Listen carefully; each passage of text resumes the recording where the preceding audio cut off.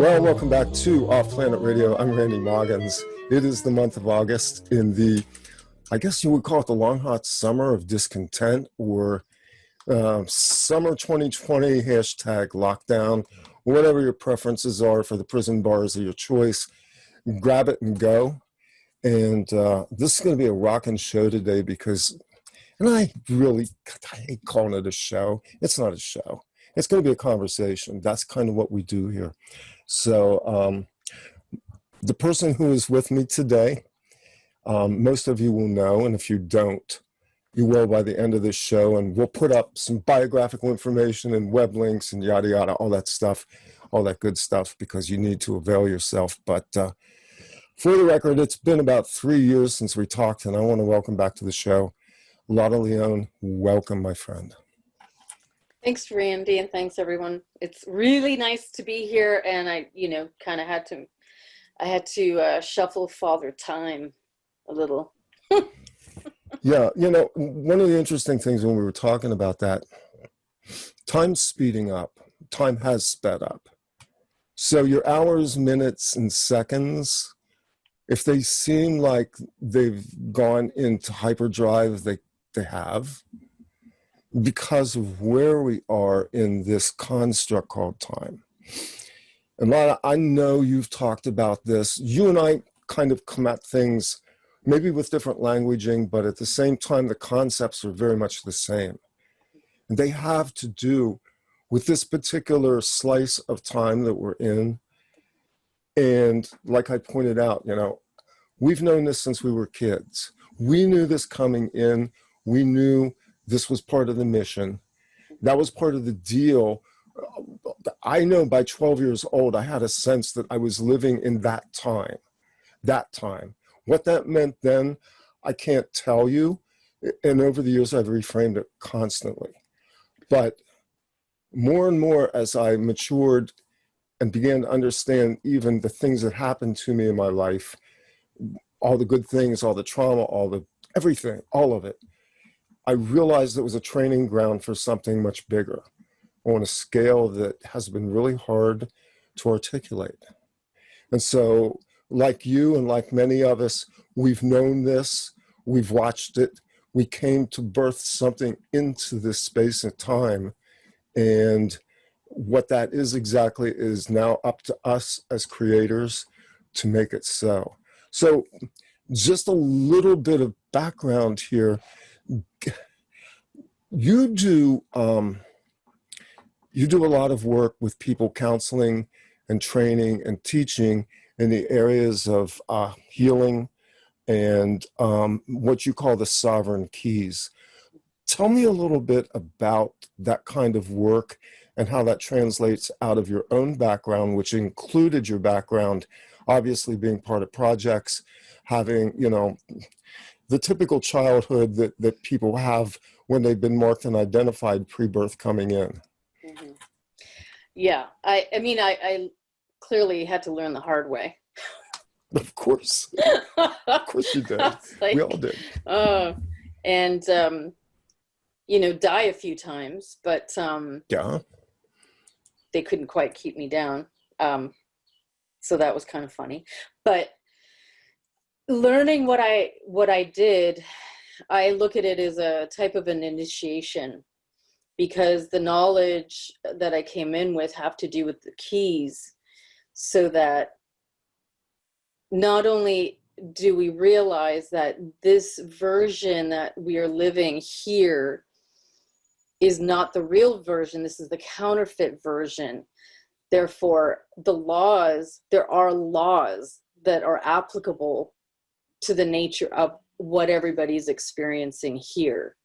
And there's keys that are required to navigate through this synthetic quantum Ouroboros eternity systems machine that we're living, this holographic counterfeit reality system.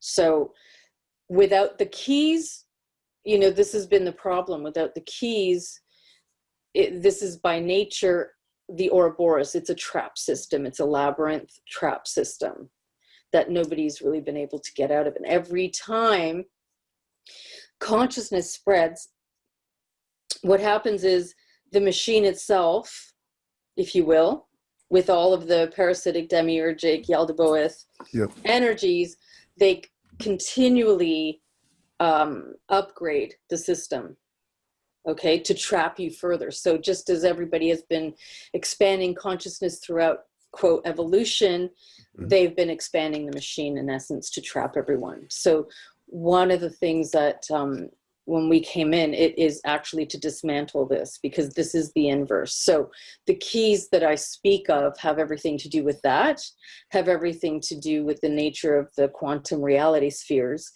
with regards to the counterfeit inversion systems that we're living in. And this includes like parallel realities, this includes astral realities. These are all counterfeit systems that, you know, are like facsimile copies of the original.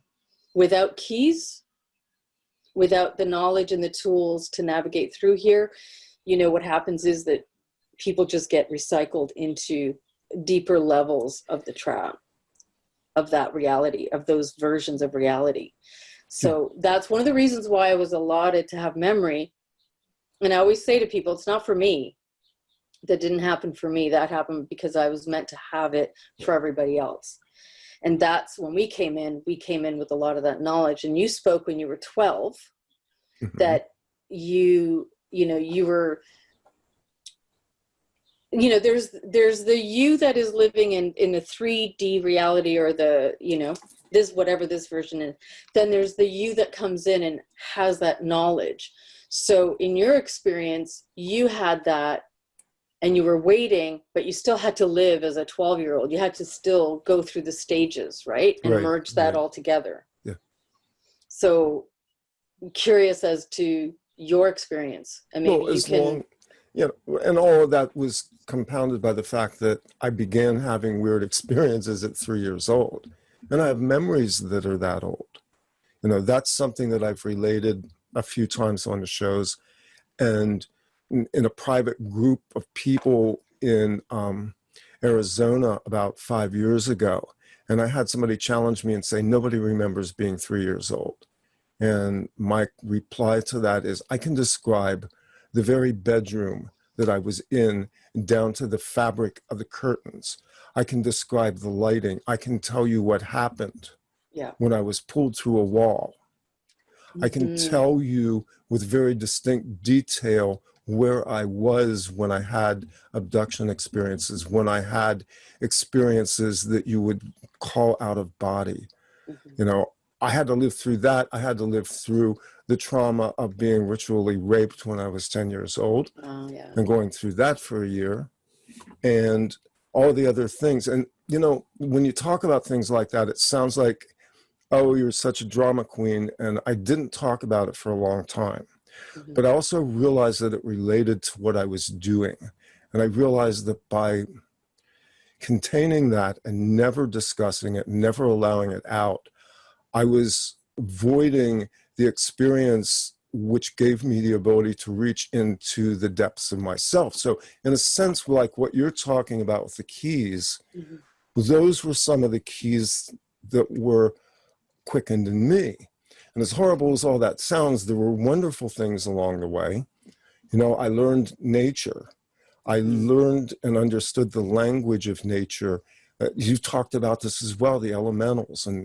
And Shane and I talked about this in an interview that we did last year, that the greatest gift I got was probably the immersion into nature and beginning to understand that was as close as we could get to the authentic reality that is us, that mirrors the world we came from. Exactly. That is exactly it. And that's what we are here to do and to be, because that in and of itself is dismantling this. See, the machine cannot co-opt truly an authentic energy that's come in from the original, from the real realms. Yeah. So activating these codes is obviously different for each person. So you you obviously have to be able to tap into somebody's energies, into their persona, their psyche, Mm-hmm. and sift through all of that to come down to the strands that begin to pull out the authentic. Because everything in this world is designed as a synthesis of our authentic. So there's components of me, there's parts of me that they're out there, they're part of me, they're disparate, and yet at the same time, they're fragments of synthetic parts of me that I continually have to look at, and finally I have to liquidate them because they don't serve me anymore. And I see this with a lot of people. I think everybody goes through it. The more aware you become more aware of those aspects of yourself. It's like, I remember reading, who was it? The Russian philosopher from the early part of the 20th century. The name just escaped me. And he was talking about these synthetic selves, about these aspect selves, something I'm very aware of. Mm-hmm. And there were aspect selves, you would call them fragments, you might call them alters. Mm-hmm. I have my own language for this because some things are triggering, mm-hmm. and I'm comfortable with that. But I'm also aware of the aspects of me that are organic. Mm-hmm. And talking, for instance, about this feminine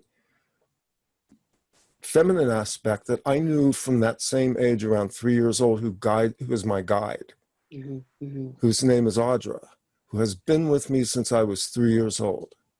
Wow. She's my voice. She's my voice that frankly has kept me from killing myself, from dying, from doing self-destructive things, and to guiding me when I need to hear. Mm-hmm. Because for some reason, that to me is my still small voice. That's the voice of my spirit, the feminine, the Holy Spirit, whatever you want to call that. That voice comes in and it's calming and it's lucid. And you remember the first time when you were 3? Yes. Yeah. And it was clear.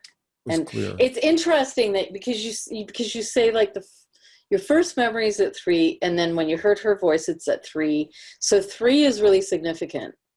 Well, of course it is. It's very significant. Yeah, it's a significant age. And so before 3, though, do you remember anything at all? Little fragments and bits of things, but not much before that that's concrete. Something was quickening in that time. I started having experiences with other beings. These beings were not, this isn't like ET abduction. These were, and I have names for them. I've written all this stuff. I'm kind of like you. I'm writing a book right now, and I'm debating, what do I put in, what do I leave out, what's too personal. But those beings had names, and those beings were teachers. They were instructors. They were not in this dimension. And I don't know how else to describe that. Mm-hmm. But I was given knowledge that was natural, and I was given knowledge that was supernatural. Yeah. And some of that knowledge was language. I had a vocabulary of an adult by the time I was 5 years old. And I also understood Latin and fragments of other languages. Yeah. I could literally read Latin. Nobody ever taught it to me. And it was important for me, I guess, to be able to read Latin because there were texts that I was supposed to read. And so those were kind of my quickening experiences that, like the work that you do, those are the keys that sustained me. It kept pulling back through all of this trauma and all of this bullshit that we go through. Even just the basic stuff. I had to bring myself to a place, a lot of where I could be civil and sociable because I was so intolerant of the world, of the systems, of how it's just going to school and being socialized, of the institutions around us. My family on my father's side, they were all Freemasons, and they were very connected to politicians, My grandfather was a railroader who was connected to the Harriman family, which was a gateway for going into what later became Project Talent, and how I wound up with my own little adventures in the underworld as well. And I don't want to make this about me, but I think representationally, I can speak to the work you do by saying that I understand how important it is to have these keys and to have a guide, a teacher, someone who can bring this out of you, because otherwise I'm past 50. I'm way past 50. I've worked my entire life to get clarity on a lot of the things that I experienced back then. And so, you know, the value of what you do in your work is inestimable, in my opinion. And so we won't talk about me anymore because we want to talk about you. But you raise a really good point, and I just want to say, I want to say that I completely, this was one of the heartbreaking things I feel about the things that we all had to go through, and the ways that we had to go through it was not having a single person to help us. We had to have celestial intervention, literally, because there wasn't a single person who was equipped to even handle the nature, a quarter of the nature of what we had, you know, experienced on the daily. So without Audra and that voice guiding you, right? Without the voice of my father, forget it. Just forget it. It would have been an impossibility. So I do, and I think that's one of the reasons why we do what we do, because we know what that was like. We know what it was like trying to navigate through that without any resources in terms of support or help or anybody that could even just deal. I mean, there's like, I'll just say certain experiences, right? When I would levitate in the middle of the class or at like the birthday party, I was invited. I was barely, so embarrassing. I know, right?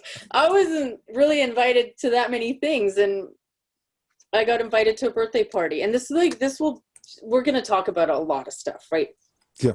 But I'm just going to give that example because it was this kind of supernatural thing. Supernatural is not unnatural. Supernatural is what's innate in us anyway. It's just us being us. So I get invited to this birthday party. I'm like completely like, wow, I'm actually invited to a birthday party. And because usually I was just like on the periphery completely. Everybody was like, you're space cadet and blah, blah, blah. So I'm at the birthday party thinking, how great is this? This is so super. And I guess my excitement or something, but I started levitating. And I got up to the ceiling, and every time that would happen, I would freak out because I thought, if I'm outside and I start levitating, I'm just going to keep going, right? But I'm on the ceiling. All the kids are screaming and crying. Birthday party breaks up. I'm still stuck on the ceiling. The girl's father has to grab a ladder and try and pull me down, right? But couldn't. It was like that, whatever the force field was, nothing could get me down until I got down. So I was up there for like an hour. Wow. Literally just stuck like that to the ceiling. So who back then would have been around to be like, it's okay, you're okay, like this is what's happening. That's called levitation. Anything would have helped. There wasn't a single thing. So it's a terrifying experience. Anything like just abuse in and of itself is terrifying for a child. Just having a parent that's neglecting you is terrifying. Just having, but you know, you put it all together and the things that we've experienced and you have nobody there. I think there is a part of us that we're trying to do what we can because we don't want people going through this without knowing what's going on and without having whatever they can have to be guided through it so that they don't go insane, so that they don't commit suicide, so that, you know, they don't lose faith. Because there's a higher hand over all of this. And although it all appears like it's all coming down, which it is in many ways, there's a huge, immense hand, and it's benevolent. that is and exceeds all of what's happening, and what's happening is because of that ultimately. You talk about your father's voice, and I've heard you use that term before. Can you articulate that a little bit more? Well, I've always, from before birth, it's been his voice, literally the father of creation, if you will, the father's voice. Now, this is a mystery within a mystery within a mystery, because the mother is within the father. Mm-hmm. Mm-hmm. Okay. And the quote, creator or creatoress is actually, if you want to look at the way that manifestation comprehends creation, it's from the mother. Yes. But the father was always speaking to me from before birth. That was my parent. That was my guiding force. That was the voice of, if you will, Father Creator. Mm-hmm. The Father Creator, not not Yaldabaoth, not Yahweh, not Jehovah, not Demiurge, not this labyrinth system of counterfeiting. Yeah, all realities. these fake gods. Yeah, right. The Demiurge and all that. Yep. Yeah.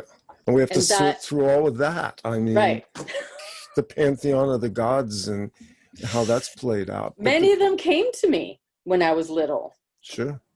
Right? Like, I mean, they want to exploit your weakness of vulnerability. So they didn't wait to come to me when I was an adult. They were like, we're going to come to you when you're like 6 years old and 5 and 7 and 8 and see if we can like somehow, have access to you or manipulate you, exploit you in some way, because you're not a child in the normal sense of a child, because you come in with the information, you come in and all the knowledge and the memories, and like you have not been wiped. But at the same time, this is a new kind of experience, and I have to learn how to navigate it because it is so foreign to me. So I still have to go through the evolution of a child and what this is and what this reality was all whack, right? So of course they all decided, well, we're going to go right when she's little and she's like freaking out because of all of the paranormal stuff happening around her. So they did come to me, and this is like part of them knowing who we are when we come in. And that's why you had all the visitations, you had both from the benevolent and also from all of the other. Exactly. Yeah. So it's all there. Like it's just like figuring that out.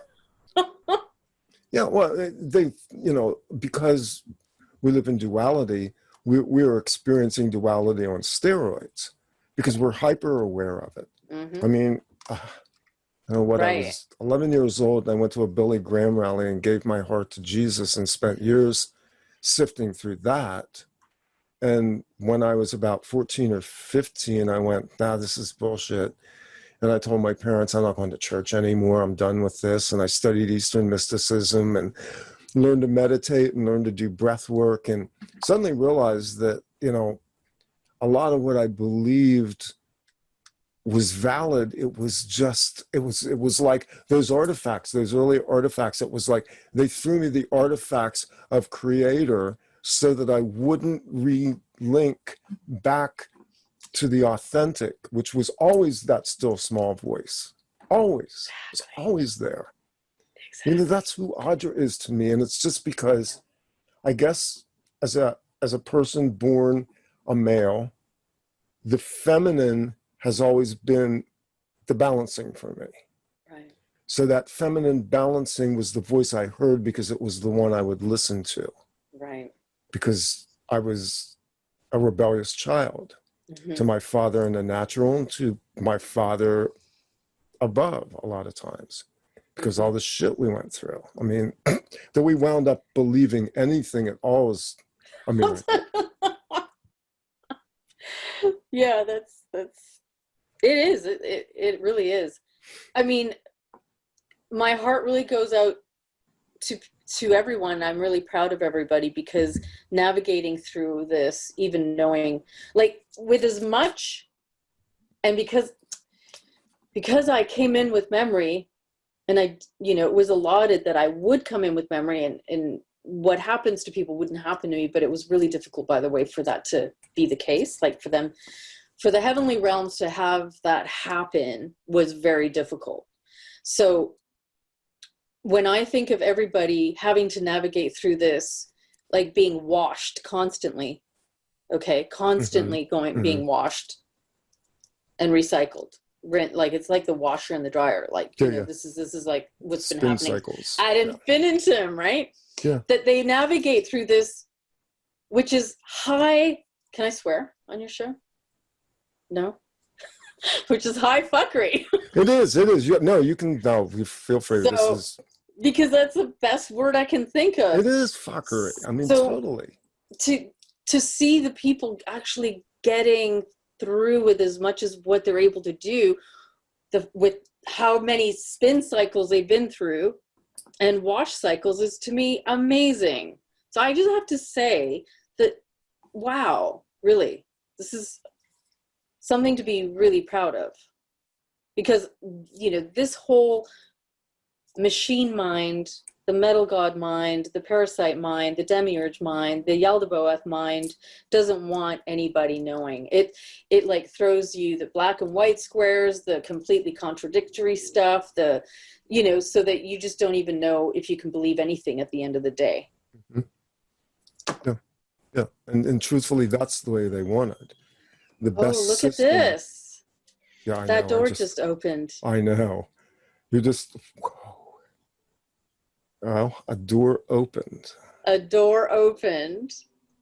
That's amazing. Wow. I was sitting there and I went, did that just, and I thought, maybe it's a cat. There's no cat. There's no cat. Interesting. No. Wow.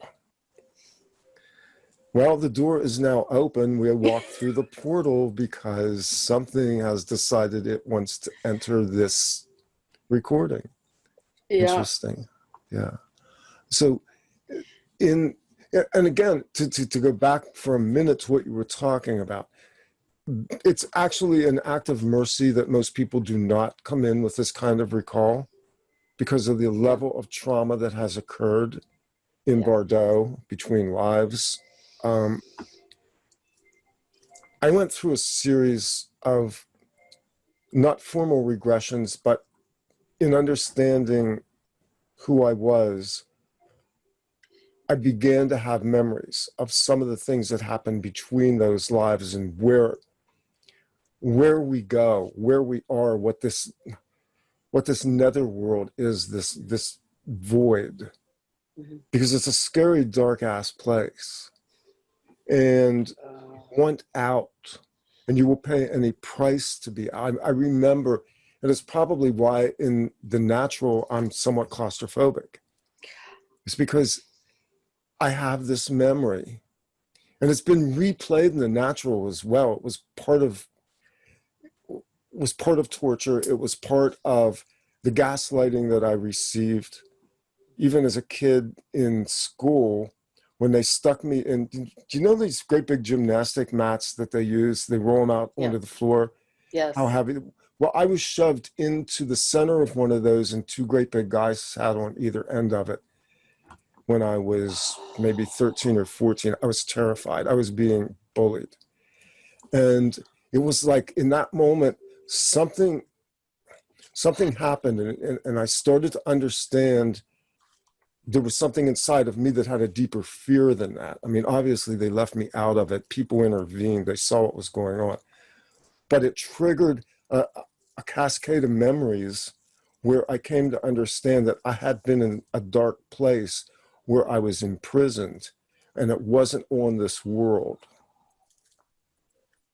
I've never talked about this before. This is good. But the netherworld, which is the only word I have for it, but it is technically what they call Bordeaux. I was not incarnate. Mm-hmm. I had a sense of myself as a being, as a consciousness, as a disembodiment, but without any semblance of physicality. In other words, I had an awareness, a trapped awareness. And how inside you could, it's like that painting, and I have a t-shirt with it on, The Silent Scream. It's emblematic of the soul, which is trapped in this dark place and wants out because it wants light again. And it's like, Father, why hast thou forsaken me? Kind of. And we don't know how long that lasts because there is no time there. Yeah. You know, probably it could have been seconds or it could have been eons. I don't know. I know that the sliver of the memory that I saw, which was triggered by these events, was enough to convince me it didn't matter. It was desolation of the soul, and I never wanted that again. Yeah. And so there, you know, this is hard to communicate, but like I say, my point was that there's a mercy in this, that people not remember. That I've had people say about doing regressions and they want to remember who they were in other lives. And I've never done regressions just because to me that's a sacred part that if I'm supposed to know, it'll be revealed and I have some understanding of it. But I'm not all that curious about it. It doesn't really have anything to do with this. Because whatever we went through before and whoever we were culminated in the consciousness we are now. And this is the consciousness we have to utilize. This is the only one that counts. Not to dismiss anybody's previous incarnations, lives, or what they had between lives. This is what counts now. That's my heart. That's my heart that says you have to let all that go. Just as much as we have to let go the experiences that we have in this illusory experience as well, because it's the same thing. Same because thing. We're not like the sum total of that. No. That just got us to where we are now. No. And that's part of the mentality that exists in this community. And I've done a lot of interviews. I've talked to a lot of people. I have complete compassion for what people have gone through. People who have been in SRA, people who have been MPD through projects, people who are being electronically tortured. And the point of it is that we extricate ourselves from whatever we can in the present moment, but we don't dwell in that. That's why I'm reluctant to talk about things on some level. You know, and I went through therapy a few years ago, and my therapist was dragging stuff out of me, and I was like, I don't want to talk about it. And she's like, well, you should talk about it. She said, this is the appropriate place to talk about it. And I had to learn that because there's a part of me, and it's a part of me that drives people close to me crazy. It's very secretive. It's I hold this dark place inside myself as a secret. And I think there's two sides to that. There are people who are extravagant in how they expose that part of it, and there's people who are too covered, too concealed about it. But the sense of that darkness only diminishes as we work in light now. And I want to reflect this back to you and what you're doing and the work that you're doing, because it's so important that there be people out there who have integrity that are doing this kind of work.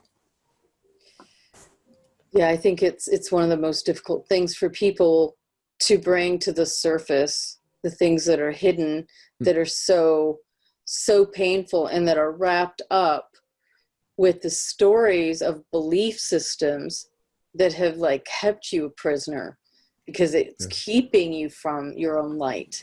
And this is how patterns get created. So by the same token, this is something that we've all had to face. There's no exemption. No, there's no exemption. No. So it isn't like, well, you know, you get to go through it, but I don't. You know, I get to be doing this. You have to be the living proof of having gone through it and having transmuted it and knowing what it is. Yeah. And that's where the truth is. And that's a place that you get to, that place through the terror of the experience and standing in that integrity of not compromising in the, you know, weakest moments of your existence. Yeah. So, you know, this is just what we are what we are is such a complex thing here, that because this is an underworld. This is like an Yeah, it absolute is. underworld. It's not, the heaven is within us. We are the reflection of the Exactly. heaven. Yeah, yeah. So, I always say that, there's a metaphysical effect that I see that we have in this synthetic machine reality, because we're like the anomalies here, okay? And no matter what the machine does, we always screw it up. Yeah, yeah. And so what we're doing is we're actually doing that, and we're accelerating that even more so, because the more that people get into their power and their remembrance, bringing it all together, because you are here as the focal point of the entire verse that you are. You're literally that focal point inside a machine that can't even deal with it. So we are dismantling it. We are the virus. We are the anomalies. Perfect. We Yeah, are the glitch in the you are the matrix. virus. We're the glitches too. Like, So we look are. at the inversion there. That'll bring us into what's going on now with COVID and this virus meme, and that they have created a contagion. They call it a pandemic. They engineered it. They patented it. They trademarked it. They vectored it. They made it so that it would operate on a global scale the way they wanted it to. We know all this because, frankly, all you have to do is a little research and you can find all this stuff. The patent is held by the CDC and it's on Google. You can look it up and you can go from there. So, but what they did was, the genius with it was, there's a virus, but wait, you're the virus. So suddenly, in an inversion of everything we understand about epidemiology and the way it's been practiced for over 100 years, they took perfectly healthy people and told them they had to shelter in place, a nice word for quarantine or lockdown, which is a prison term. Then they said, well, we understand that you may need to go out for groceries, so you're going to have to wear a mask and you're going to have to stay 6 feet away from other human beings because you're infectious. We presume that you are infected. It's like guilty before proven innocent. So everybody's contagion. Everybody's a virus carrier. Everybody's shedding all kinds of microorganisms off of their beingness and infecting all the other people. And now we're fearful and contained, and we are distanced in the 6 feet, which is the field of our heart resonance, away from other human beings. Yep. Exactly. All by mathematical design. This is down to a fine science. They have this down to a fine science, knowing exactly the metaphysical properties that happen when we're all together. Yeah. Yeah. So in one fell swoop, they've just obliterated that. They've just caused the net to replace the heart. Wow, that's so heavy. Yeah, they did. When I began to look at this, I mean, I was ill a month before this thing hit with a respiratory disease. I went in the hospital a few weeks before COVID lockdown started. I became sick on the snow moon on February 2nd. I started having death visions, mass death visions. Then I got sick, and then I got sicker. And I literally couldn't even walk to the bathroom anymore. So as a result of that, the short story long, I went to the hospital. I did not take any shots, but they did treat me. They treated my respiratory system. I got out of the hospital. I was able to walk again. I began to rebuild. I've been in rebuilding mode now for 8 months. And this thing hit, and I realized that it's entirely possible that what I was experiencing was vicarious, that vicariously I experienced what was about to occur on the macro level. Exactly. Which is weird. It's not about me, but the experience was a trigger somehow for me to be able to filter through this very quickly. Exactly. And I think we've all had that experience of empathetically absorbing the toxins that are being put into our atmosphere, into our, not just the atmosphere, our air, but into our emotional bodies, into our field, into our auras, into our entire, the whole 5 or 7 body layer that we are.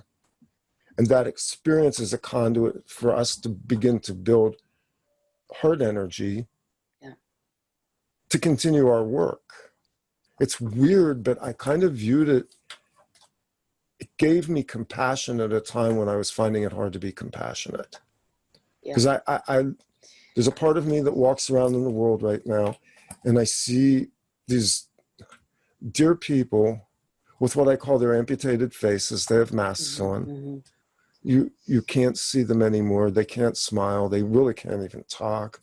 And it's a struggle. It's a struggle to be empathetic and to resonate with them because they're suffering, and realizing that that's part of this game too. That the way we, in some ways, reach people isn't going to be with words. It's going to be in the resonance of the heart as we move through this. As we're brave enough to not wear the mask, and brave enough at times to even speak up, but with compassion. That was kind of my sense of that experience. But the other side of this is that what we're going through right now is a mass trauma event. And I know you've said that. I think anybody who's been through trauma in their life understands the sequence of things, of how basically the first thing you do is you isolate someone. Then you traumatize them. Then you continue to traumatize them, but you don't require the initial energy that you did before, because now you're reinforcing previous programming. So in a sense, the culture is going through what every person who's ever been in a program has gone through, because they're being splintered and spliced and diced. Yeah, exactly. Exactly. And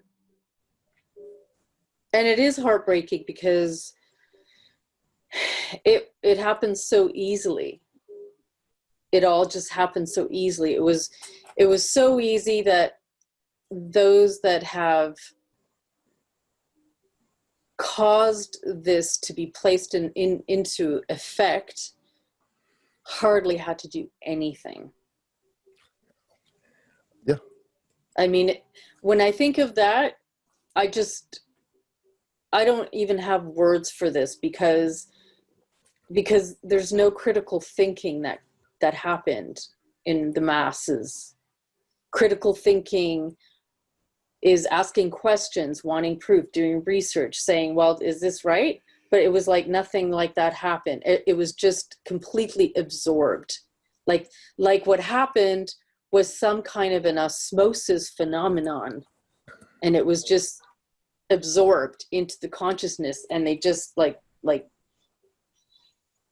did it, This is actually a classic paradigm of what we knew of back in the 90s as shock and awe, which was a program brought out by the Rand Institute in the United States. It basically throws people into a convulsive state of fear because it's very sudden. I mean, we weren't given a lot of warning.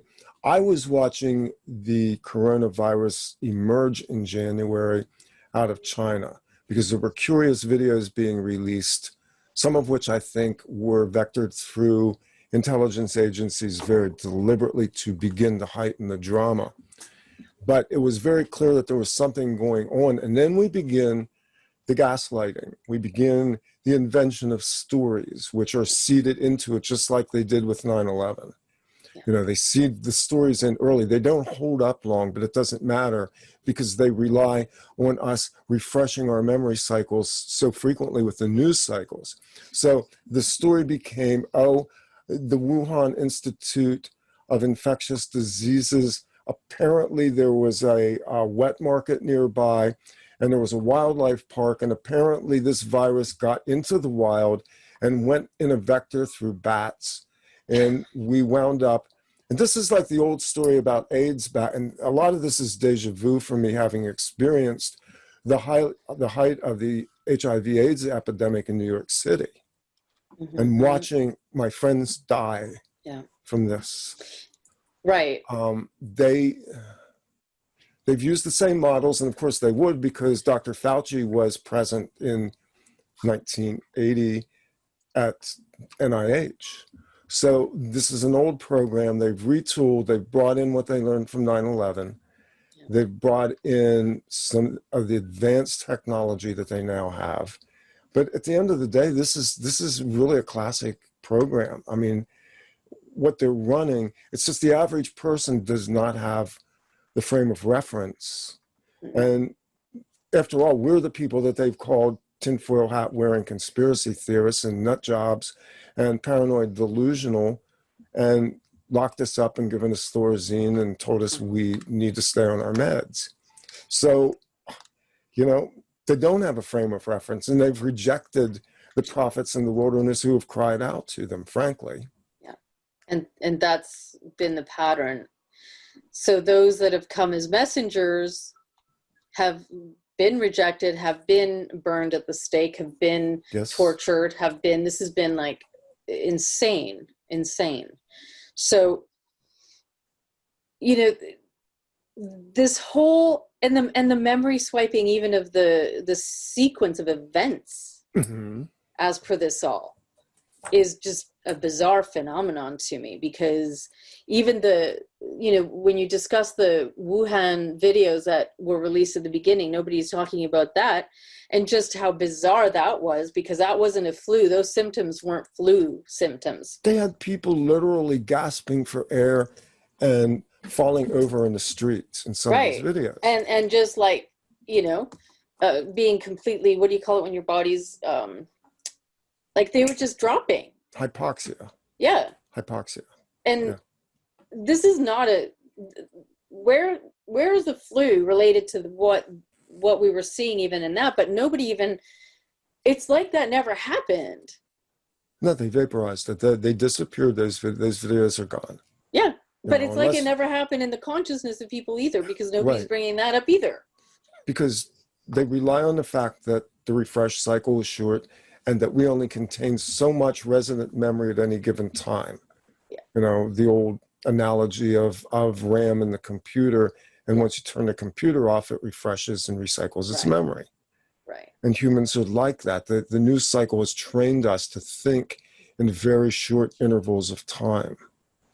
Well, and I also think that there's been, they have actually tweaked, if you will, the quantum reality machine. Of course they have. Yes.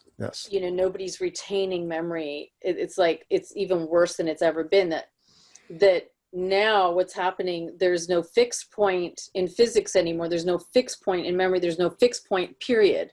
So even the Mandela effect is no longer. The Mandela effect is the perfect example of that.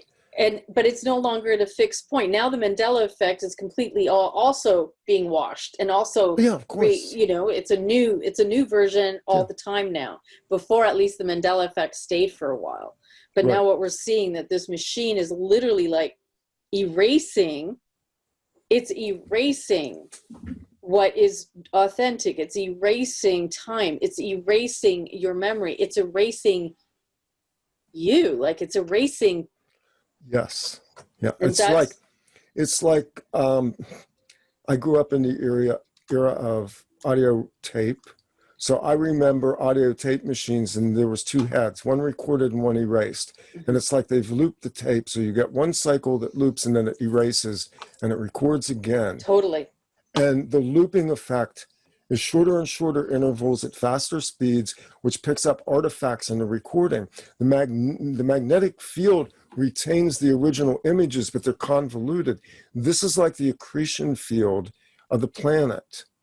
If you're familiar with that concept that Robert Monroe talked about it, other people have talked about it, that effectively nothing disappears. It's simply absorbed into another dimensional place and stored there, but it becomes rancorous, it becomes contaminated. And we don't trust it anymore, and we shouldn't. Yeah. And so the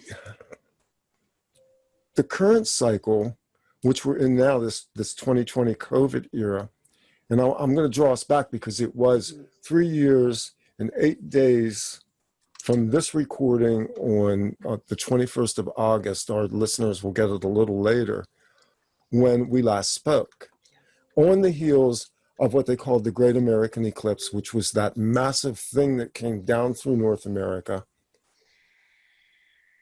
And I know you've talked about it. I've talked about it on the shows, what I experienced, just the immense stillness of that day, how it was weird. It was like, if you've ever experienced an anechoic chamber, which is used in projects as part of a torture, the anechoic chamber isn't just soundproof, it absorbs sound. That's what that day felt like. That day felt like everything was being absorbed into an energy wall. Coupled with the visual of what, and everybody's experience is probably different, but I will tell you that what I saw on that day in the sky were wheels shifting tracks. Yep. And I've processed this for years. I mean, I just went, why was this important? What happened that day? And it occurred to me when I was in lockdown. I sat here one day and I went, that's what this was. And the terms that came to me for understanding this, because I'm writing a book, and it's my job right now to concretize things that are abstractions in my head. I'm pulling this out. And I came to the conclusion that what shifted that day symbolically were wheels. You could even think of it like Ezekiel's wheels within the wheels. That's what I was just, kind of that's thing. what came to mind. Okay, it's a lot like that. I think that may be emblematic of what we saw. Yep. But what really shifted that day were what I call the temporal substrates. We moved, and we talk about timeline shifting, and I always go, they're not lines, it's not linear. We have to break out of linear. But what I saw in the sky and the languaging to me came that these were substrates. That what shifted was a whole dimension. Yes. In other words, the world itself, it was almost like it flipped and moved into please help me finish this sentence. Yeah. We were taken and injected into a more densified field that was much more sophisticated in the mechanics, and literally not just the nature of reality and the dimension, but with it, the consciousness, the mind, the body, the literal way that we interface with every aspect of it. Now it became mechanized, literally mechanized into this densified machine wheel. And it was a wheel, and I was out there when this was happening, and I took photos. And so did I, but the photos made no sense compared to what my eyes saw. Well, my photos actually did capture some of this. Cool. And then my computer got hacked, by the way, like as soon as I put them into the computer. And but I couldn't, mind you, when I was taking the photos, I couldn't look up or anything. I was just like going crazy, hitting the button, right? And I captured a lot. But at that moment, everything really, really changed. And I mean, far more into the synthetic mind of the beast, if you will. Exactly, yeah. I mean, we talked about it in the show we did 3 years ago about the metal god. And everything that we've seen since in this rapid acceleration of this technology, the ramp up towards quantum, the almost, I mean, I couldn't believe how fast they rolled out 5G. Yeah. It was like, that was, I've watched for years because I read the protocols for this stuff. You know, I've been watching internet, which is what's called IPv6, which is the Internet of Things. And the IPv6 has been out there for about 7 or 8 years with no implementation. And then all of a sudden, we start getting this saber rattling about 5G. And the next thing we know, we're starting to see these things going out. They're all over the place. And people are noticing that the towers are changing. And they built this thing out so rapidly, which I think, you know, obviously goes into COVID as well. And what we understand about how this high energy technology operates. I mean, every layer of technology that we add into this world creates a distortion level in our own body fields. For God, I mean, we're an electrical field. We're composed of water and carbon. How could we not be affected by these high gain electrical fields pulsing through our bodies? I mean, I'm sitting here, I'm looking out the window at the smart meter that the bastards put on my house on the one day that I was late getting home. I literally missed a truck by 5 minutes. Had I been here, that meter would not have gone up. I would have greeted them at the door and said politely, I would prefer not to show you my firearm right now, but you cannot put this on my house. Mm-hmm. But as circumstance had it, I walked back here and saw the smart meter on my house, which I now have some things around it to mitigate that. But they've just done this. They've mechanized everything.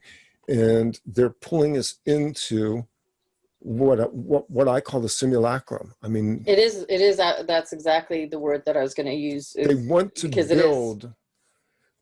build an artificial world and then invite us into it to be subsumed into it for whatever reason. Well, I think it's already built, and yeah. I think it's already this is what we're in. This is what we're in. And not only that, but when that eclipse happened, and it was a very mechanical, I was going to call it a mechanical eclipse, somehow supernaturally we see that time wasn't time anymore, and this change in reality was just like overnight. Yeah. Suddenly you have all of these towers. Suddenly you have this. It's very Dark City. If anybody has ever seen the movie Dark City, mm-hmm. Please see that movie, because that is a documentary of what we're living. So in that movie, the engineers, the architects just change reality overnight. Everything changes, the whole reality itself. Yep. They switch memories, they inject other people's memories in another person. The architecture changes, so you wake up one day and it's different. This is where we're at. We're in Dark City. That's the world we're in. Yeah. So that mechanical eclipse was the foreshadowing of this all. Now, if we go back, and I always say this, some really immense, huge change was in 2009 that actually got us to where we are now. Okay. So when that happened, that moment, because I'll never forget it, that moment, because I was sitting I know the moment, the very second, and I literally knew, I was like, this is actually when it's beginning. So from that point on, it just became more mechanical, more synthetic. The software was upgraded all the time. The quantum reality, the Earth 1, Earth 2, Earth 3, Earth 4. By the time we're at like where we're at right now, this is just all like ghosts in the machine memories of what Earth was, of what life was, of what memory is. Yeah, memory's permeable. We don't, So you know, you think about your memories and you think they're fixed. And it's a scary thought because, you know, my father had dementia in his last years. And I watched as he regressed, and I watched as the only memories he still had were the memories he had of maybe being a 10-year-old child or a 9-year-old child or whatever he remembered. And when you see somebody that you've known your whole life, and you realize that they've been wiped in front of your eyes, quite frankly, over the course of 5 years, you go, my God, it's everything that we are. I mean, what do we yes, retain from that? And you begin to question your own. And then I've gone through this. I've sat with myself and just went, you know what? I think everything that I remembered is bullshit. I think everything I remembered is just drama. I made this up. And I've gone back and forth in my head. There is a resonance pattern that you come to recognize that is what we call truth. yeah, But even that's being convoluted in this machine now. yeah, absolutely. When you describe the dementia is kind of how I feel this is where we're kind of at here in the machine. It is like basically a case of causing people to lose their minds, Yeah. literally. But when I see that dynamic, when I see that energy and watch somebody lose their mind, I couple it, like you were saying, you had that experience of being in that that dark void. That dark void, yeah. And I remember also being inserted in a dark void when I was in grade school in the middle of recess. And it was not the deep.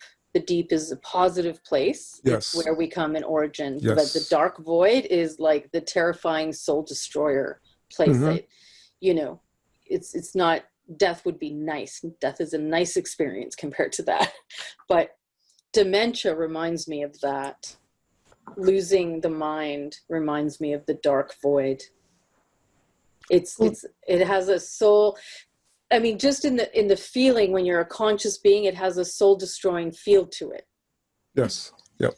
Very much so. And I think it's to me, I mean, it shouldn't happen. That should just not exist in what we are as a being ever. So for that to be caused in this machine, and of course we know it's because of the machine, it's because of the washing cycles, it's because over time the trauma has worn people down lifetime after lifetime to the point where their essence has been diminished. And in that diminishing, eventually they don't know who they are, or they've lived a life where they're still kind of lost. Something happens, something to cause that. And it's suffering, and it's trauma, and it's pain, and it's buried. You know, usually it's just like, it's a mountain of things that are buried and too painful to go near. It's like Voltaire, wasn't it Voltaire that said, ignorance is bliss? It might have been. It sounds like, yeah, could, yeah. I mean, it is in one sense, you would say that, yeah. Right. But it's almost like at some point a mind will go there and choose that because it just can't deal. And honestly, I think that whatever reality is here, you know, it just, anybody, it doesn't make any sense at all. The way we experience reality doesn't make sense. It is just a memory. It's a memory. It's based off of a memory of original prime creation. Yet, like, everybody was thefted from that. Everybody was stolen from being able to experience it. Yes. Yep. So maybe because we're pretty much on an hour here, and you mentioned the deep, and I really like that because the imagery that comes from that's something I really embrace. Because we've talked about the counterfeit so much, and we've talked about how we have been processed through this manufactured state, so to speak. but there is an authentic, and we have to work through this collectively now. And I would like to think that there are guides, higher guides, there are people who work like you do in this field, to what degree I do, others that we are trying to guide humanity. And I mean, we're a tiny sliver of a fraction of the population, whatever the population of this world is. It's not 7 billion people either, by the way. So and that's another thing. I mean, we've got cutouts, we've got sprites, we've got NPCs, whatever you want to call them, running as background figures. So, it's a dizzying array of reality, but there is an authentic in all of this. Can you articulate a bit more of what's the resonance pattern that we need to learn? What's the harmonic we need to resonate to, whatever that looks like to you? I just over-verbalized. Yeah. Well, no, I think I know what you're saying. So the design of this, obviously, is to basically overstimulate the primes and the reals so that they become immersed in the backdrop reality version and they lose the sense of their, quote, spirit and the voice of God, the voice of the Father and the Mother, and the original heaven that comes from within. That's what this is for. But the more that people resist the false narratives of a personality in life and whatever they think the life is, and they center in the knowledge of their prime original creation, because it comes from within.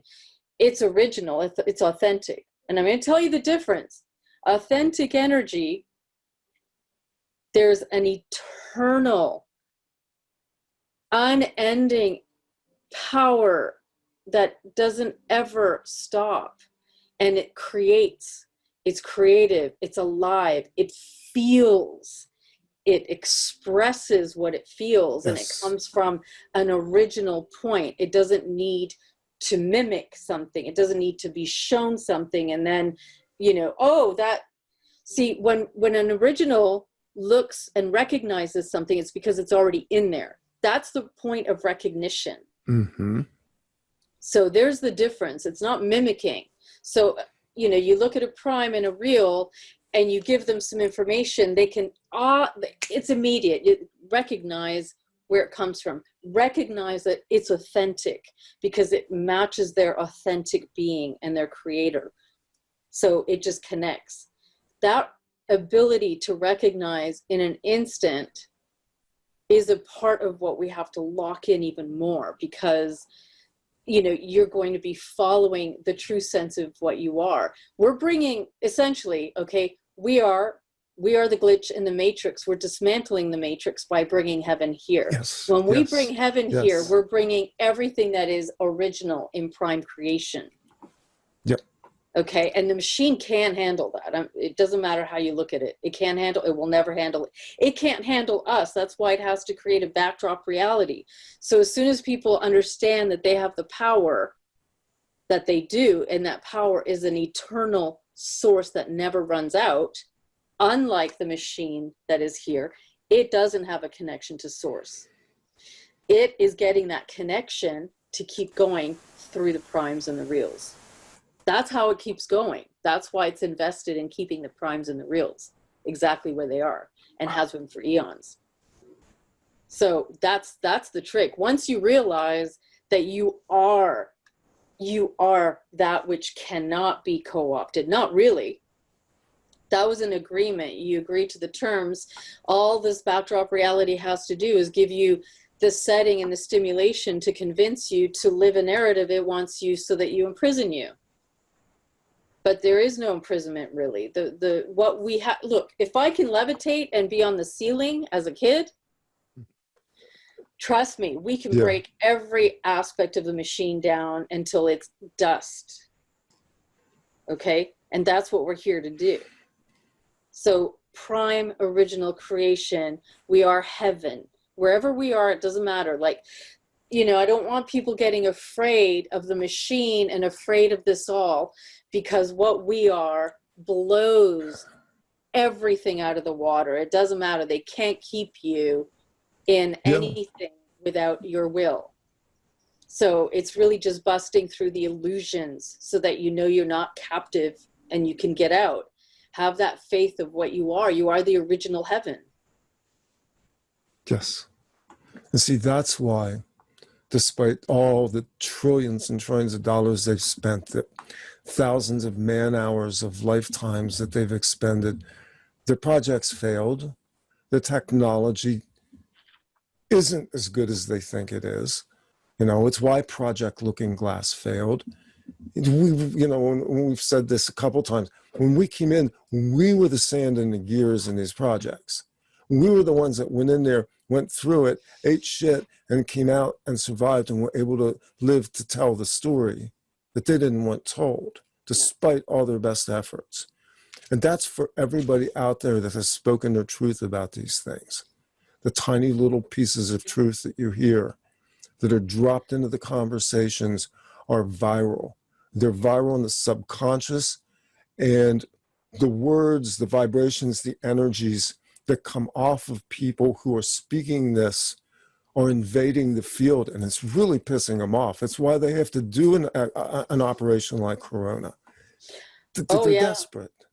Right. It was interesting, the timing of it, because the sense of it, right? The sense was so palpable that they were really at a loss because it was so exponential. Consciousness was expanding at such an exponential level that people were getting it. They were like communicating with the elementals. They were people were out there and they were like shifting things by will and consciousness alone.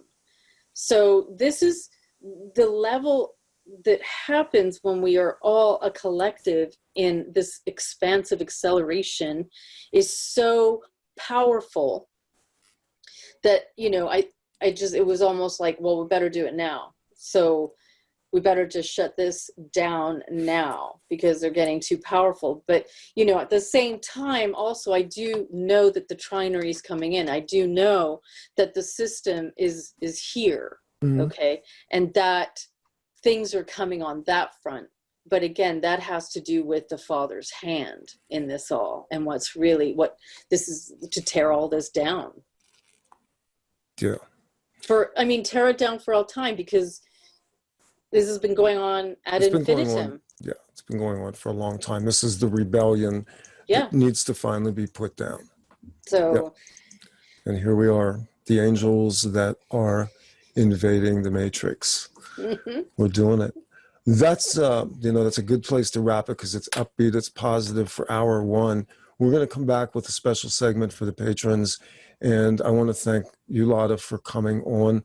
You folks on YouTube will hear this. If you'd like to hear more, you can go over to patreon.com/Randy Maugans. That's my support base that's helping me to do this and to hopefully get this book written timely. And Lotta, tell people where they can find you. So my website is Sovereign Keys, or sovereignkey.com, which is sovereign, the word, and then key.com. And the YouTube is also Sovereign Key, KI.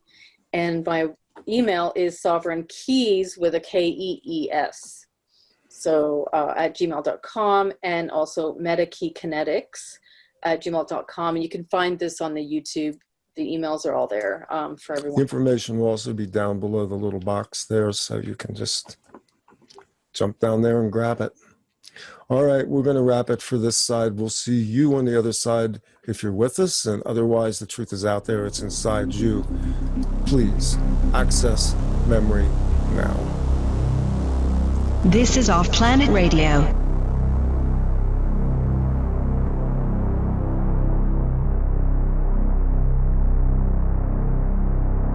All right, we're back on the other side. This is usually the deep woo section. This is where we are a little looser and speak a little more freely to those of you who are part of this group. What we're going to talk about on this side has to do with something that Rod has been talking about in her videos, and it's something that I've been grappling with for a long time.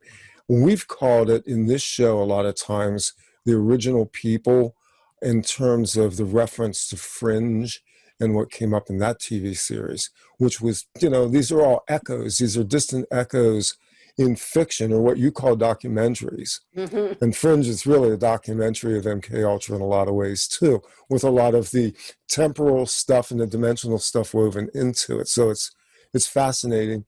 But to separate wheat from chaff here, you've talked about the children of Eden and the deals that were made and our original souls, and then bringing us forward into how do we navigate now into an authentic world, a world that embraces the organic component rather than the synthetic, counterfeit, fiat system that we've been a part of. There's this terrifying verse, and I read it for years in the book of Revelation, chapter 16. It's like a bill of lading on a ship. It's all these things. It's woods and cinnamon and spices and all these things. And it gets to the last line of the verse, and it says, "And the souls of men." And it's like, this is cargo on a ship. You got it. And that's exactly what I see this as, is that we have always been what they call currency, which is interesting because currents are energy. And what is the most valuable energy is human energy. That's the whole loose thing. That's all of what they've been doing to us. As, not to take on victim mode, but that's what they've been trading in. We've been the currency. Exactly. So who are the children of Eden, and how do we get back to that? How do we get back to the garden?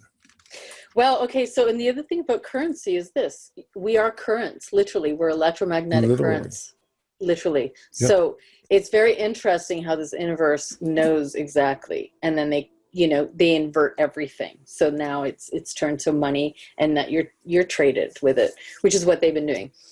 So how do we get back to Eden? Knowing that we're the original heaven. That's our point of origin. That's our alpha and omega, right? This is the return. This is the omega return. Yeah. So I've always been really clear with regards to I don't play any political games. I don't adhere to anything political here whatsoever. Right. Me too. Yeah. Nothing. I want nothing to do with it. Not right, left, middle, not sinuses or anus. Like, it's all the same. Exactly. Yeah. All orifices. Orifices.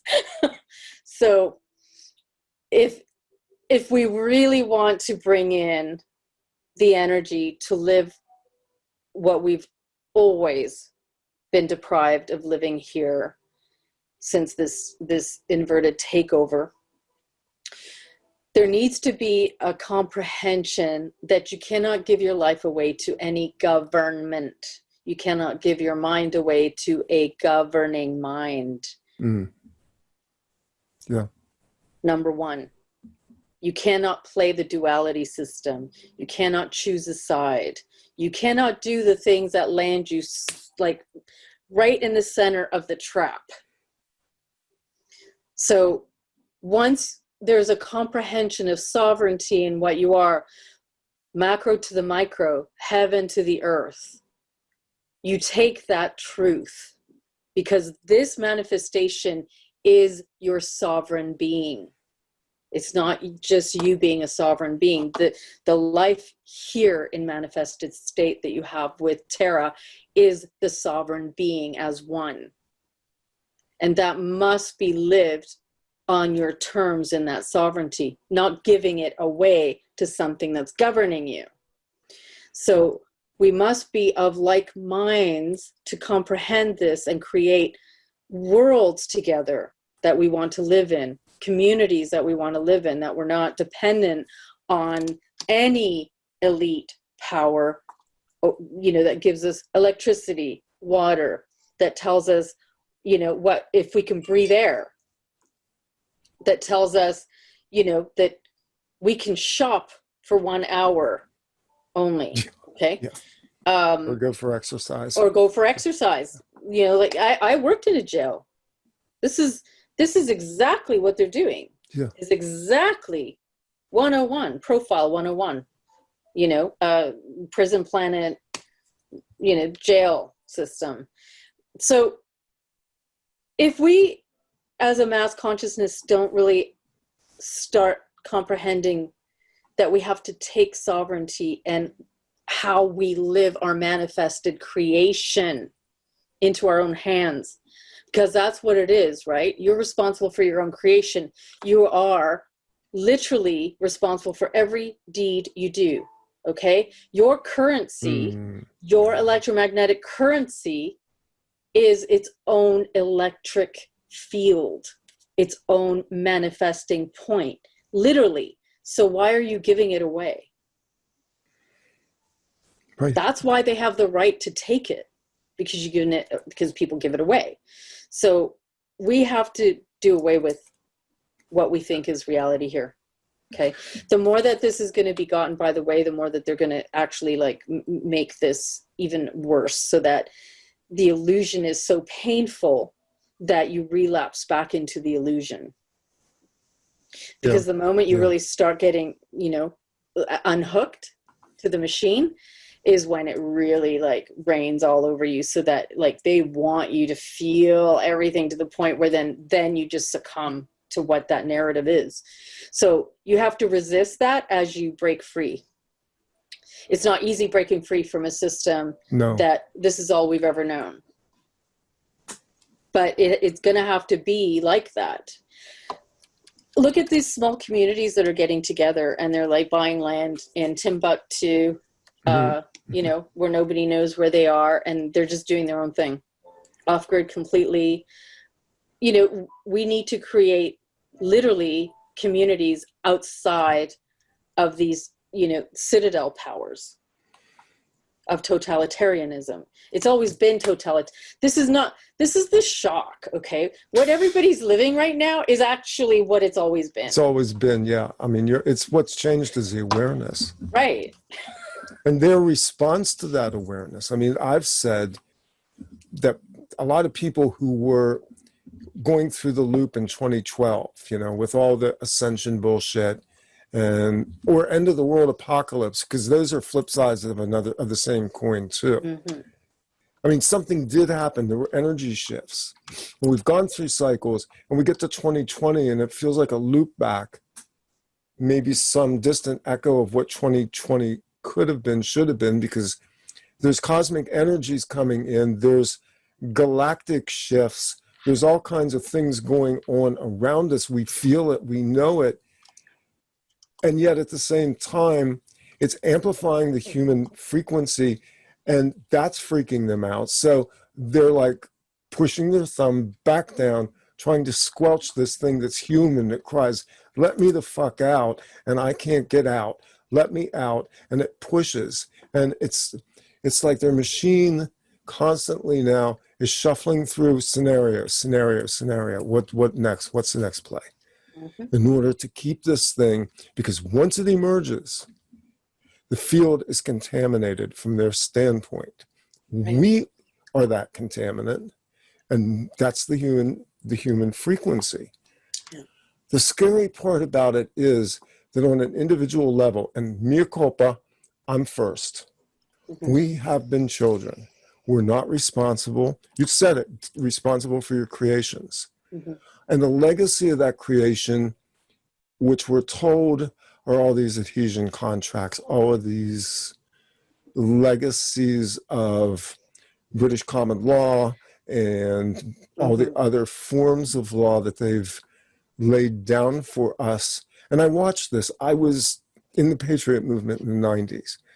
I went through redemption processes and filing papers, and the flaw in it, I came to realize that the human beings themselves were still reliant on praying to a judge. Literally, when you go into a courtroom, you pray to a judge. It's a Masonic chamber. And so how could justice be invoked on a lesser power? And and this is the hardest thing to work through. This is like working through trauma. It's layers and layers. And the painful part is going, boy, I've really fucked up my whole life. And a lot of it was unwitting because this was the way I was trained. Mm-hmm. And I'm smart. I mean, I kind of knew this, but The gravity of it all grabs a hold of you, and you go, what do we do? How do we get out of this? What, even my own mind fights me. This is me. I'm not deflecting this onto anybody right now. I freak out about this. Well, it reminds me, absolutely, because see, they create the prison, and that's the only reality you've been shown that you can have. Okay, so then they tell you can decorate the prison. That's what you get. That's your right. Yeah. Okay, as a little prison farm animal. And of course, then they tell you, oh, you can breed too, because we need more energy. We need more currency. Then they create debt for you out of money that doesn't exist. So pretty much everybody's in debt. These are agreements of entrapment of this nature, of the nature of the reality they have designed, like an architect. This is literally a designed reality system. So the first, what you described is the trap within itself. Somebody was saying to me that there's a lot of people that are writing the Vatican and doing this like sovereignty declaration. I am my own. You're no longer.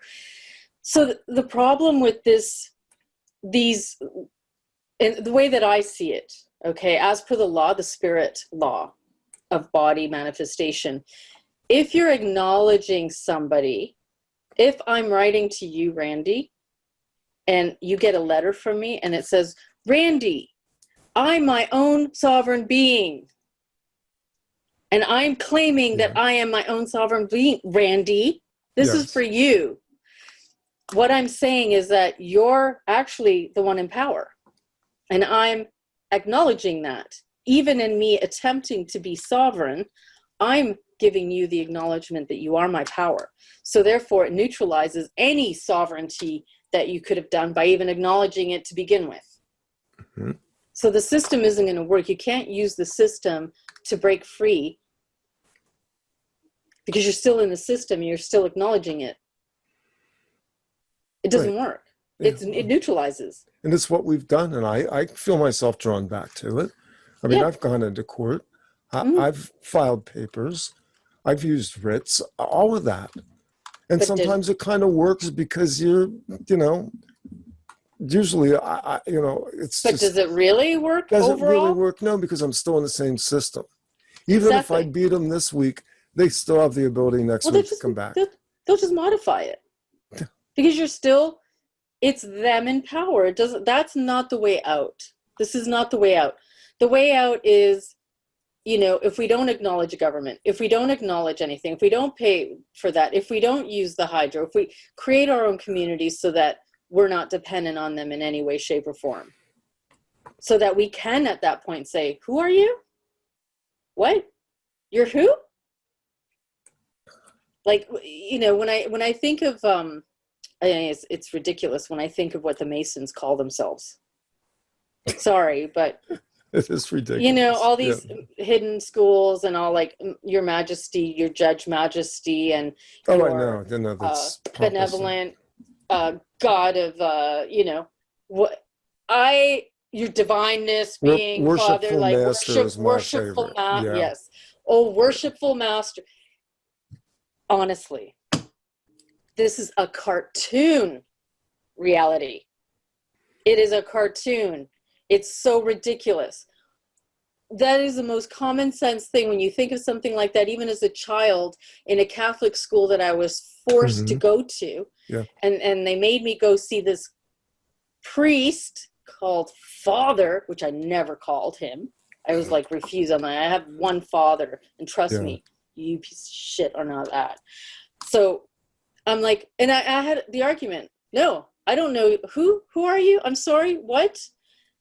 Well, no, you call me Father. I'm the priest. I'm like, no, you're what? That doesn't exist in my verse. This is what it has to come to.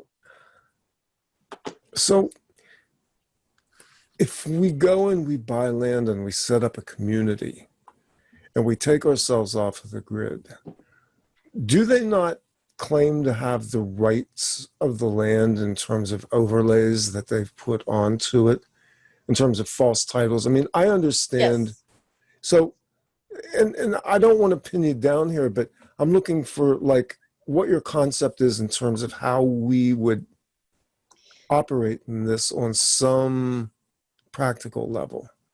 Well, I mean, the reality is as long as there's going to be too many people that believe in a government to begin with, and they're going to Yes. take the power Yeah. and say, no, that is our land. Okay, even though it's not. It's all, that's not true. It's not their, and their rights, by the way, there's no rights when you have rights. So that's a falsity. But as long as you've got people that believe, and enough people that believe in the same system that imprisons them, and we have to realize that all this just needs to be destroyed, which is what's happening. Yeah. Okay, because this perpetuation is never going to end, and it hasn't ended, and it's been eons, okay, if not longer, of this imprisonment here that is in one way, shape, or form a co-opting of the counterfeit system to own, imprison, and run you like it is all a black market. So ultimately, the end game ultimately is that this is all going to go. This is all to be destroyed. Yeah. Because there cannot be, there's no solution in the current system as long as you have enough backdrops to literally run the government. See, that's what you're dealing with. It's a synthetic world. You're not dealing, we're bringing in what's authentic. We're bringing in the heaven. Yeah. We are what is that. Yeah. We are the real earth, okay? So, but we're inside the machine. Now, ultimately, what that means is you cannot merge those two worlds together and find peace. So, what does that mean? That means we're here to destroy it. Yeah. And bring it down. Yep. Because the real earth is there waiting. And it is there waiting. It's always been the real earth, which is the new earth. Only because, I mean, I call it the new earth, but it's the real earth. It's the earth that nobody actually went to because it got co-opted and everybody got sent here. But that's waiting, and that's in the verse, not in the inverse. So part of what we're going through and all of what's coming and all of the natural catastrophes that are coming that they can't control is a part of the dismantling of all of this and the reckoning. It's the final hour of the reckoning. Yeah. And this is what we're living through. So we're not going to find the solution in the machine. Got it. Yeah, and that's a lot to bite off and grasp. But it is where we're at right now. And I mean, I've resisted for decades. I mean, I studied prophecy. I was trained in it. I think in a lot of ways it's my gifting, but it's not what people think it is. And so I've been doing this series called The Eye of the Needle, and I heard you reference that in a video recently, the term. But to me, that was last year I began to vision, and I began to see that we were coming up on this. And it's a constriction. It's, you have to go through this, and it's a metaphor. And because of the way I was trained, I obviously stole a metaphor from a great teacher who co-opted it from a very ancient fable or a very ancient saying as well. Because to me, that felt like the most accurate way to look at this. We have to go through this. Yep. What's on the other side of this is like a vortex. We are going to pass through something to get to the other side of something we've never seen before. In other words, we've almost got to navigate blind on this. Yeah, and the path is narrow. And it's so hard to communicate even to myself, even though I know deep inside I believe this. And the world is giving me examples of it now. You know, I'm seeing it. It's like my whole life I went, I knew this was coming. I knew this was coming. Oh, shit, it's here. And you're like, so what do you do with this? Because now you've got to ride through it too. Nobody gets out. I mean, you know, one of the myths that I went after a long time ago, and it was like, was the rapture people in Christianity who figured that they were going to get pulled out and everybody else would get run through the meat grinder and whatever they believed. It was silly. And the ascension people in New Age were the same thing. They basically were looking to get out, and it's kind of like, no, you got to ride this thing through too. And it's going to be a shit show. Well, you know, there's no, again, right? There's no what's the card to get out of jail free? The get out of jail free card monopoly. Right. That doesn't exist. No. For anybody. And this is, and it's always been this story of creation and responsibility and having to actually be cognizant in consciousness of your own creation in every single aspect of it. So there is no getting out of it. I don't even, this is an underworld. It's a black market inverse, literally. So nobody's getting out of it free. Everybody's going to go through the eye of the needle, and it's narrow. The path is a tiny, narrow path. And if you're not right in the center, man, there's You're going to scrape the sides and you're going to get torn up in it. Yeah. It literally is a toroidal field. Exactly. So, and that's a part of how evolution has to do this in creation because of the level of co-opting that it's had on everybody's consciousness here. Okay, so everybody's guilty. Everybody has a hand in how severe of torment and torture this reality has become. Yeah. And the truth of it is that it's so bad here that it's jeopardizing the true verse. Then destabilizing it, you mean? Totally. So it can't be allowed. I know. See, this is when I came in, that was that, because it was just like this is going down. This is finishing, because otherwise nothing. It would take everything down. It would take the real verse down. And see, I think the falsity behind this too is we've looked externally to saviors. It's one of the things that I have absolutely slammed my fist down on forever. Was I saw the trap when I was in Christianity, but I saw it in other systems as well. There was no real way around it. There was always another voice there. There was always somebody else that was going to be the guru or the, whatever, the Mahdi. And yet, the reason why I close this show out with the truth is out there, it's inside you, is because I keep pointing outside is inside. And until we conquer this dimensional thing we got going on, until we understand we are vortexes, we are energetically complete. We are all the verses. Yes, thank you for we that. Are. I'm running out of words for this. And that's why it has to be, the convergence of the event horizon is something that must be experienced. Thank you. By everyone. Perfect. That was a perfect way to put it. The event horizon. We're there. And I think, I put some predictions out. We're going through this until 2024 right now. This is a cycle that we're in. And this will resolve on the second of two eclipses that are coming across North America, this time on the 33rd parallel in 2024. And that will be, if human consciousness has willed that it will transit this thing by going through this constriction, this eye of the needle, we can navigate this through. And I believe this is a physical reality.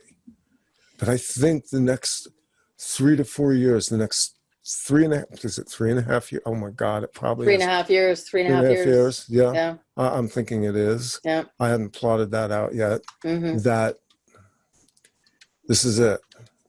this is strap them on, because this is a task. We're warring for a universe here. We're warring for not a universe. The universe is part of the... Yes, we're warring for the infinite verses, the metaverses of all that is and all that ever was, in the true reflection of prime creation. Yeah, perfect words. Okay, you know what? I want to give you some time to get some rest, because I know you've got some work to do yet, dear. This has been, well, deep woo-woo. Hope you guys liked it. There's a lot to think about in all of this, and there's a lot that we can discuss over time. And hopefully you and I will get a chance to have some more discussions about this in the future, Lotta, because I really, really enjoyed this conversation. Thank you, Randy. It's been wonderful having you on. It is. It has been a great conversation. I can't believe it's been so long. Yeah, it's been too long. Let it not be another 3. No, it will not. It will not. No. All right. So okay. We're going to wrap it up. I love you guys, and I thank you for your support, moral and otherwise. And Lotta Leone, I love you for the heart that you emanate.